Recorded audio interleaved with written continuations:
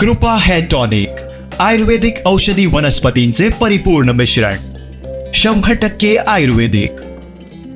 8 एप्रिलला मेडिकल कॉलेजच्या पोरांचा तुफान राडा झाला.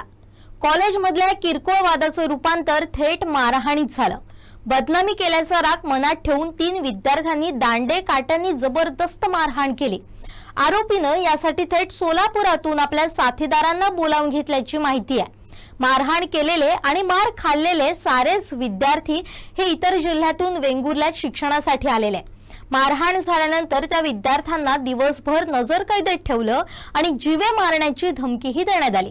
मात्र स्थानिक विद्यार्थी ग्रामस्थांनी यात हस्तक्षेप केल्यानंतर हे प्रकरण पोलिसात गेलं. हे ऐकून तुम्हाला एखाद्या साऊथ इंडियन सिनेमातील सीन वाटेल, पण नाही. हे घडलंय आपल्या सिंधुदुर्गातील शांत तालुका म्हणून ओळख असलेल्या वेंगुर्ल्या. हे प्रकरण काय आहे पाहूया. मेडिकल कॉलेजमध्ये झालेल्या किरकोळ वादाचं रूपांतर या मारहाणीत झालंय. आरोपीमधील एकानं सोलापूर येथून जमाव बोलून तिघांना जबर मारहाण केली आहे. मारहाणीत 3 पैकी एकाला गंभीर दुखापत झाली असून त्याला अधिक उपचारासाठी खासगी रुग्णालयात हलवण्यात आलंय. कॉलेजच्या विद्यार्थ्यांच्या मारहाणी मागे नेमकं काय कारण आहे याचा शोध पोलीस घेत आहेत. मारहाणीत वापरलेल्या एक 4 चाकी आणि 2 दुचाकीचा शोध पोलिसांनी घेतला असून गाडी मालकाशी संपर्क साधून गाडी घेऊन गेलेल्या सर्वांना घेऊन वेंगुर्ला पोलीस ठाण्यात हजर राहण्याच्या सूचना पोलिसांनी दिल्या. या प्रकरणी वेंगुर्ले पोलीस ठाण्यात एकूण 7 जणांविरोधात गुन्हा दाखल करण्यात आला.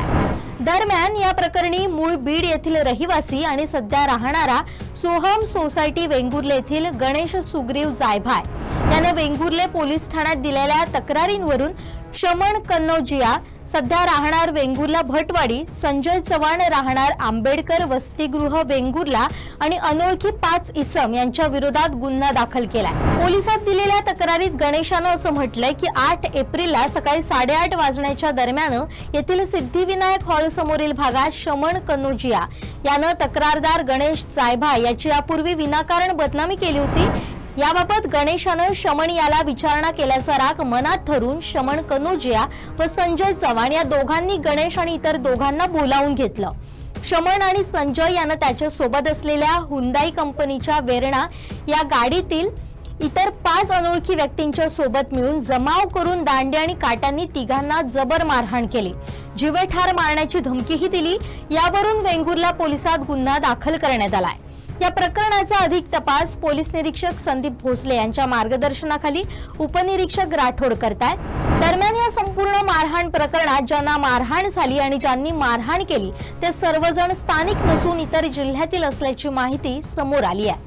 यामुळे सकाळी मारहाण होऊन सुद्धा रात्रीपर्यंत याबाबत पोलिसात तक्रार दाखल झाली नव्हती. मारहाण झालेल्यांना धमकी देऊन नजर कैदेतही ठेवलं असल्याची माहिती समोर येते.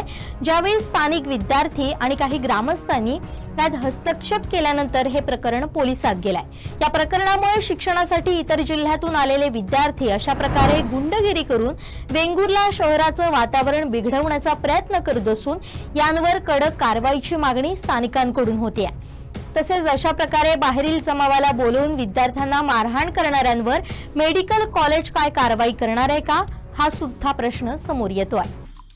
आमचे दिवसभरातले सर्व अपडेट्स, ताज्या घडामोडी आणि थेट लाईव्ह पाहण्यासाठी सबस्क्राईब करा, लाईक करा कोकणचं नंबर 1 महा चॅनल कोकण 7 लाईव्हचं YouTube चॅनल.